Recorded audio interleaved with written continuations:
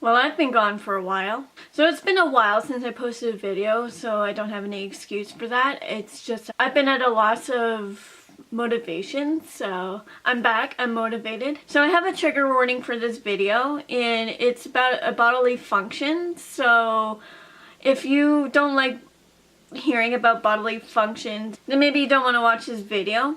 But I will say that I'm not going to be posting like videos or pictures or audio clips of this particular bodily function happening. Today I'll be talking about the number one thing that triggers my anxiety the most, which is emetophobia. If you don't know what emetophobia is, which most of you probably don't, it's the fear of throwing up or anything that has to do with throwing up or vomit itself. And this is a real fear, so if you think that this is going to be something to make fun of or laugh at, then you probably shouldn't be watching this video. Or you should watch it before you judge me and the other people with this phobia. Some cases of emetophobia are more intense than other people's.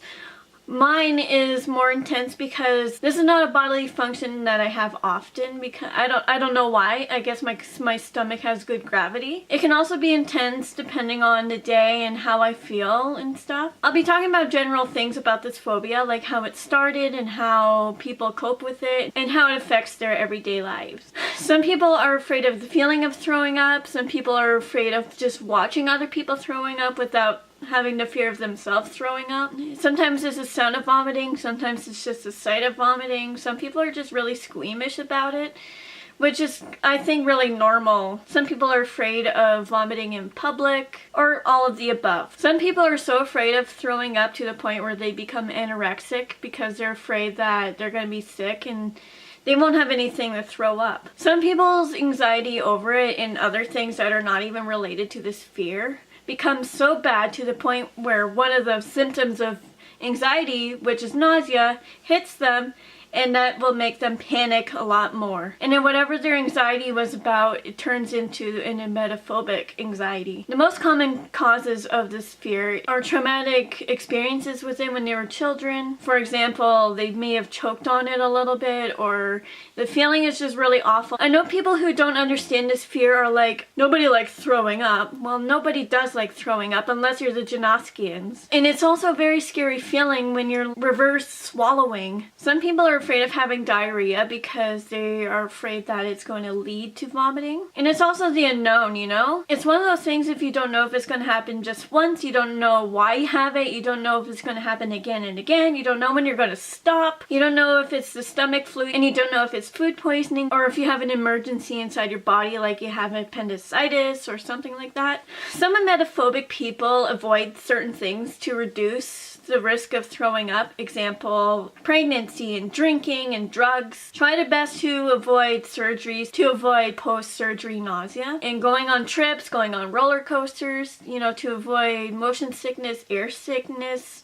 car sickness, or, you know, anything like that. Some might avoid eating fast food or any food that can give you food poisoning, such as chicken, raw eggs, and prepackaged vegetables. You know what I mean? Some people can become anorexic because of this phobia. To avoid eating and always have an empty stomach is not to lose weight at all. And sometimes they will overcook food to avoid anything harmful that may be in the food. Now, to cope with this fear, some people are on anxiety medications, and some people, to feel better, they take gastrointestinal medicine to help them feel better, such as Gravel or Pepto-Bismol. Some people go through exposure therapy, which I'm not really sure what that is. I think it might be watching people throw up in videos, stand with someone who's throwing up. I don't really know what exposure therapy really is. If someone can tell me what that is, can you leave a comment? Some people do hypnosis. I'm not really sure how that works, and I don't know if it does work.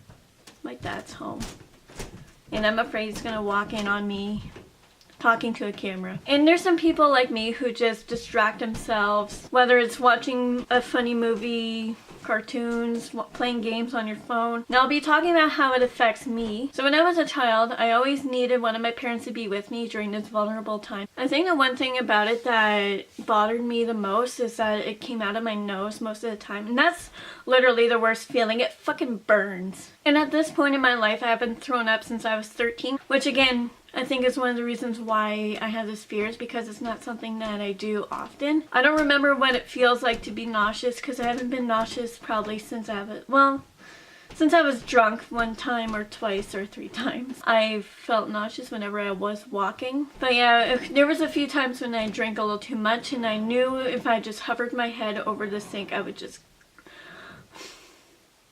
you know. But even when I was drunk, I was afraid to do it, so I was alert. But to avoid feeling sick, I turned into a duck and drank water, ate bread. Don't feed ducks bread.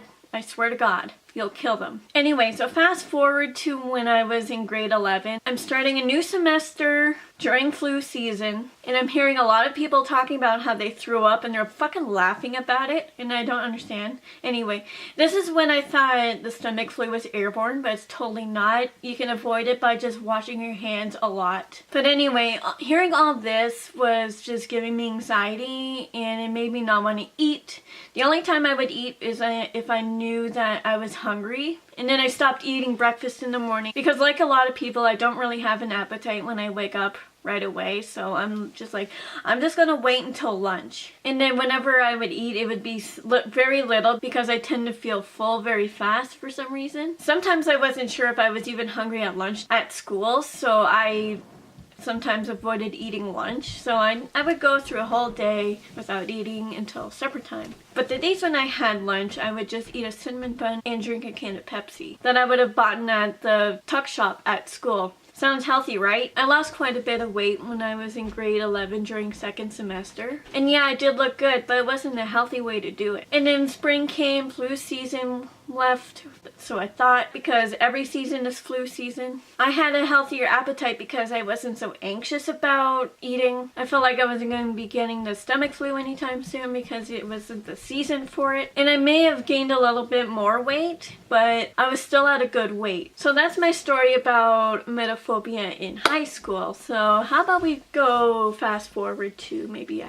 year and a half ago when my brother and my dad both had the stomach flu. I remember the date too. It was January 2nd, 2016. Me and my mom and I think my aunt dodged it. Although I have been showing flu-like symptoms for about a month or two because I've been nervous about catching it because I've done my research. I heard that surfaces can be contaminated for a few months. That's what I read. And at that time, I joined a Facebook group for emetophobic people for support and reassurance that I'm okay. And to this day, I still post quite often on that group because sometimes I don't feel good and I just need reassurance. Sometimes I fear that I've eaten something bad because it tasted weird or the best before date is a little bit off. And if I need somebody to talk to about it, then I can. Or if I've been around somebody who's been sick recently and I'm afraid of catching it. Most of the people in the group are very nice and supportive. Most people are very resourceful and they know what they're talking about. Some people are nurses, and that's how you know they know what they're talking about. And going on this group is coping, so if you're emetophobic like me, I'll leave a link in my description for this group if you want to join it. For me, distracting myself is really helpful too. Like I watch cartoons, I watch funny videos on YouTube, and I also like to play games on my phone sometimes. So basically, in conclusion, my emetophobia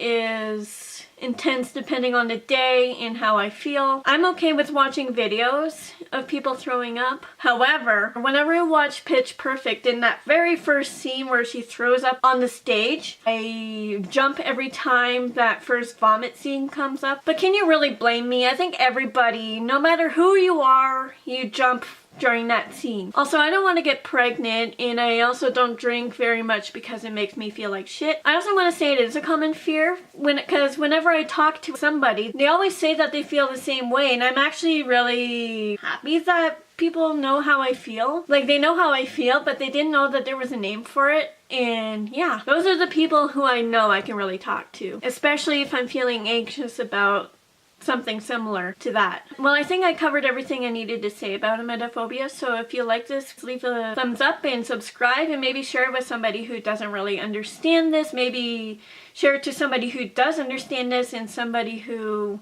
would like to learn more about this. Okay, bye!